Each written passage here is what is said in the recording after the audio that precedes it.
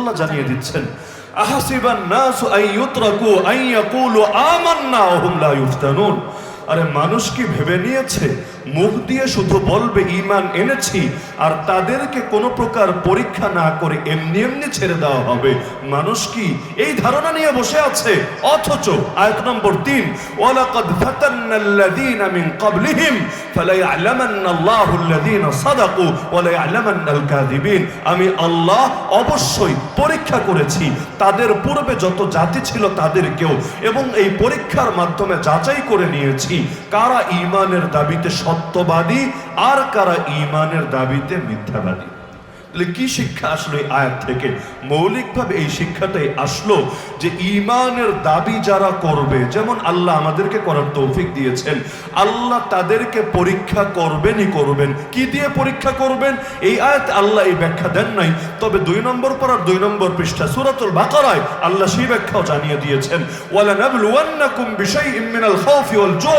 আমি অবশ্যই তোমাদেরকে পরীক্ষা করব, কখনো কিছু ভয় দিয়ে, জানের ভয়, মালের ভয়, ইজ্জতের ভয়, জেলে যাওয়ার ভয়, হামলার ভয়, মামলার ভয়, ফাঁসির ভয়, আয়না ঘরের ভয়, গুমের ভয়, হকের কথা বলার কারণে মাহফিল বন্ধ হওয়ার ভয়। আরে পদে পদে ভয় আর ভয় আর ভয়। রব্বুল আলামিন বলে, বান্দা তোদেরকে সর্বপ্রথম যে জিনিস দিয়ে পরীক্ষা করব সেটার নামই হলো ভয়। 2 নম্বরে ওয়াল জু, ক্ষুধামন্দা।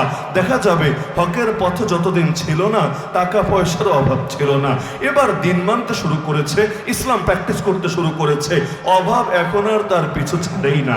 আল্লাহ নবী তো তার জামানায় জানিয়েছেন ইসলাম যারা গ্রহণ করে তাদের উপর বিপদ মুসিবত এমনভাবে আসতে থাকে রবের পক্ষ থেকে যেভাবে ঢালু ভূমির দিকে উঁচু ভূমি থেকে পানি গড়িয়ে আসতে থাকে বাধাহীনভাবে। বেশি যদি বুঝতে কষ্ট হয় উদাহরণটা ভারত আর বাংলাদেশের অবস্থার দিকে নজর দিলে বুঝে আসবে। উপর থেকে পানি ছাড়ে আর নিচগুলো একেবারে বন্যায় প্লাবিত হয়ে ওঠে। এমনকি পানি যখন ছাড়ে এই হিতাহিত জ্ঞানটাও থাকে না, এই পানিতে শুধু মসজিদ ঢুকবে না, এই পানিতে শুধু মাদ্রাসা ঢুকবে না, এই পানিতে শুধু ইসলামপন্থীদের কষ্ট হবে না, এই পানিতে তাদের জাত ভাই যাদের রক্ষা করার জন্য বদ্ধপরিকর তাদের ঘরবাড়িও ডুববে, তাদের মন্দিরও ডুববে, তাদের মূর্তিও পানিতে পানিতে ভেসে যাবে। আরে আমরা রাতভর মন্দির পাহারা দিলেও দিনভর শাহবাগে গিয়ে আমাদের বিরুদ্ধে হুঙ্কার তোলে। আরে বাংলাদেশকে ধর্মনিরপেক্ষ রাষ্ট্র বানাতে হবে, এই ইসলাম রাষ্ট্র ধর্ম ইসলামকে এই দেশ থেকে বিদায় করতে হবে, আর এই মোল্লা মুন্সির কঠোরভাবে শায়েস্ত করতে হবে। তো আমরা রাতভর পাহারা দেওয়ার পরও দিনভর গালি শোনা লাগে, শাহবাগে গিয়ে ভিড় করে, আর ওরা যে কয়েক লক্ষ একই ধর্মের লোককে ডুবিয়ে ছেড়েছে, অনেকে মরে পর্যন্ত গিয়েছে, আর কত অজস্র অগণিত মূর্তি যে ভেসে গিয়েছে আল্লাহ ভালো জানে। এটা নিয়ে প্রতিবাদ আসে না, আসবে কিভাবে? বাংলায় বলে ভাসুরের নাম নাকি মুখে আনতে নাই। তাহলে আল্লাহ রাব্বুল আলামিন বললেন 1 নম্বরে কখনো পরীক্ষা করব ভয় দিয়ে, কখনো পরীক্ষা করব ক্ষুধামন্দা দিয়ে। 3 নম্বর ওয়ানাকসিম মিনাল আমওয়াল, কখনো পরীক্ষা করব তোমাদেরকে সম্পদ কমে যাওয়া দিয়ে, ওয়াসামারাত ফসল কমে যাওয়া দিয়ে, ওয়াবাশশিরিস সাবিরিন।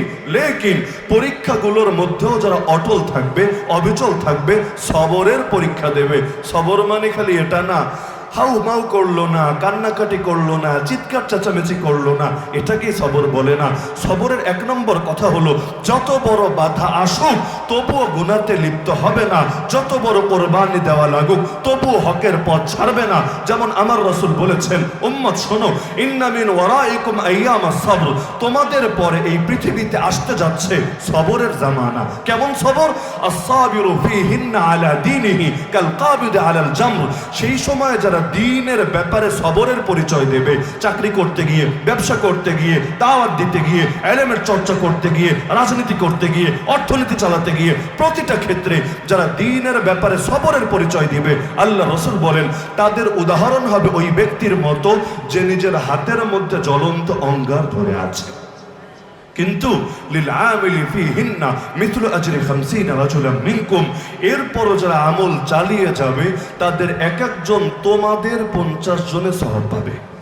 সাহাবীরা অবাক, ইয়া রাসূলুল্লাহ কি বলছেন, কোন 50 জন? ওই যুগের 50 জনের সওয়াব একজন পাবে? নবী বললেন, আরে ওই যুগের না রে, তোমাদের 50 জনের সওয়াব ওই জামানার এক একজন পাবে যদি সবরের পরিচয় দিতে পারে, যদি বাধায় পড়ার পরও হকের উপর অটল এবং অবিচল থাকতে পারে।